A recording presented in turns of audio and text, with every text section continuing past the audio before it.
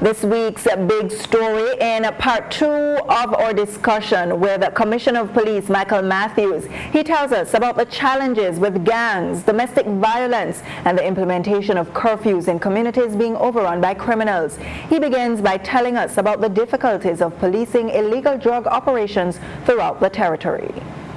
We are still tackling the monster of drugs coming into this territory in significant quantities on occasion. There are a small group of criminal offenders who are seeking to bring into the territory large quantities of cocaine, sometimes cannabis, with a view to not necessarily it remaining in the territory, but transporting it through and onto the United States. So we're working very, very closely with the US authorities to tackle some of that, and we are having success. The problem with the success against drugs and the fight against drug crime is you don't always see the success here locally in the Virgin Islands. Okay. Sometimes we'll work with the authorities, we'll provide intelligence or information that means that a shipment of drugs gets interdicted in another country. But as far as I'm concerned, if that stops those drugs coming here, if that keeps those drugs away from our people and our children, that's a good news story, and I don't need to take the credit for it. So working very hard, but yes, it is still a problem. Okay, what is one of the major challenges you're facing in that area? Acceptance. Most people think that it's an easy way to make a bit of money. Getting a kilo of cocaine sneaked in is worth thousands of dollars to somebody in the right place. People are very easily tempted by the size of the payout that they can get from just perhaps breaking the law once or twice. But I think when it really comes home to me of the sadness of the situation, and this isn't unique to the Virgin Islands, but when you get young kids trying to sell drugs in our schools, in our classrooms, that's when it's going wrong. And I go back to, what are we going to do as a society to stamp that out? And part of that is it shouldn't be acceptable. People do ask me, however, about, the cannabis issue. And I am having regular conversations with the government about the use of cannabis and whether it's a good use of police time to arrest people when they've got a joint in their hand and so forth. And a lot of people argue it's very traditional in the Caribbean, that some people like to smoke a little bit of it. I've got no views either way on that. All I know is that the importers of drugs make vast profits at the expense of other people. And drugs ultimately lead to misery for families, for young people. And so all the time I am here to enforce the law. I don't pick and choose which laws to enforce. So if it's possession of cannabis for a joint on the street, all the time the law says that's an offence, that's what we'll do. But equally, if it's importation of 50 kilos of cocaine, we're going to be targeting that too. Interestingly, you talk about cocaine being in the school. How prevalent is this? I don't think I've seen evidence of cocaine in the school, but certainly cannabis. Only cannabis? Yeah. And how prevalent? Not prevalent yet, but there have been instances, and fortunately we've got great teachers in this country who spot it very early on and are able to tell us what's going on and allow us to intervene. Your comment about gang culture and increase in gang culture in the BVI hurt some corns. But have you been able to ascertain what's the motivation behind the development of gangs in the BVI, and what's the plan to, as they say in other territories, to dismantle, or is any headway being made in that regard? Well, when gangs form, they're often formed for different reasons. Sometimes it's out of loyalty, sometimes it's out of friendship, people wanting a sense of belonging.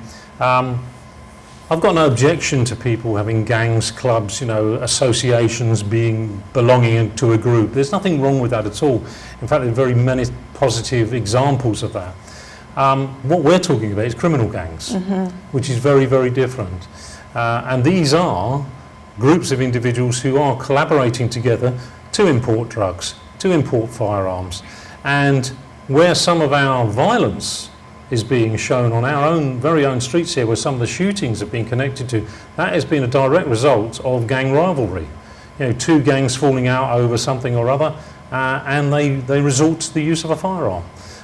Completely unacceptable, something that we definitely need to stamp out in the territory. We're a small territory. We do not want that US gang culture here. It does exist here. It's not on the scale of some of the other countries in the Caribbean, but if we are prepared to just sit back and accept that it happens and that's life kind of thing, it will become on the scale of other Caribbean countries where it has got out of control. And, you know, I point the finger at, I start at families and parents and I say, you know, do you know what your kids are doing of an evening? Do you know who they're hanging around with? Do you know if your child is a member of a gang? If they're driving around and they've got a sticker in their window, you know, and it's got a badge on it, what does that mean? And so on, you know. It's not difficult for us to work out who the gang members are, so how come the community doesn't seem to know? How come the parents don't seem to know? I find that a little bit disturbing. So then some persons would want to ask at this point, so then why not curfews to help the parents and the communities to help themselves? Well, you know, I got asked recently about whether, you know, there should be an entire curfew on the East End, and my point that was made then is the same point now, is that, you know, you can't punish everybody for the behaviour of one or two individuals.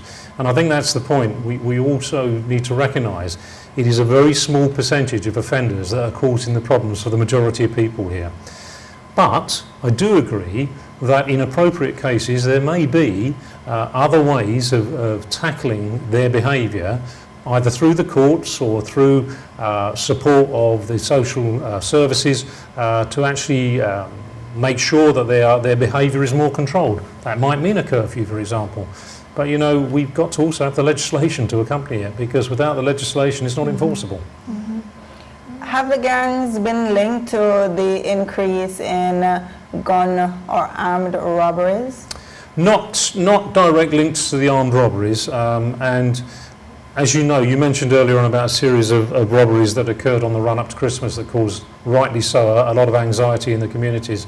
Our work to date on them has indicated that they're not all linked. Some of them were linked, but they weren't all linked. Some of them are opportunist, where an individual would just walk into a store, hold up the cashier with a gun, through to quite organised crime. But the gangs tend to be more dealing with drugs importation, dealing with firearms, and the retaliation that's going on between them.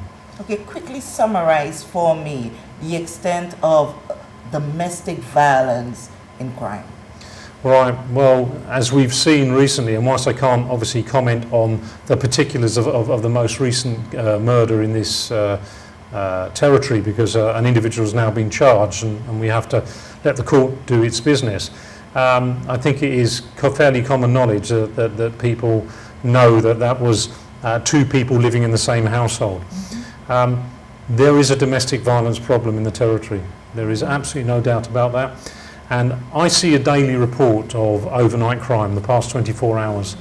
And it would be fair to say it's rare, extremely rare, that there is not something on that report every day about domestic violence. Whether it be a husband and wife, girlfriend and boyfriend, brother and sister, father and daughter, father and son. And it seems that tolerance doesn't exist. It seems that we go from an extreme of falling out to an extreme violent act. You know, I'm told, for example, that if somebody is disrespected, then their response to being disrespected may well result in violence. I just don't understand that. That is not part of my psyche. You know, we should treat everybody respectfully, but not everybody is respectful. But that doesn't mean we have to resort to violence.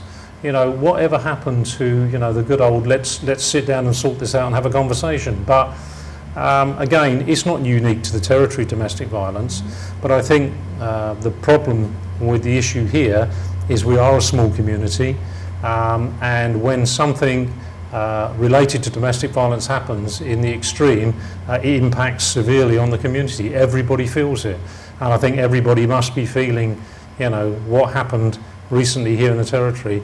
They must be reflecting on their own home circumstances and thinking, my goodness, how did that happen in someone's home?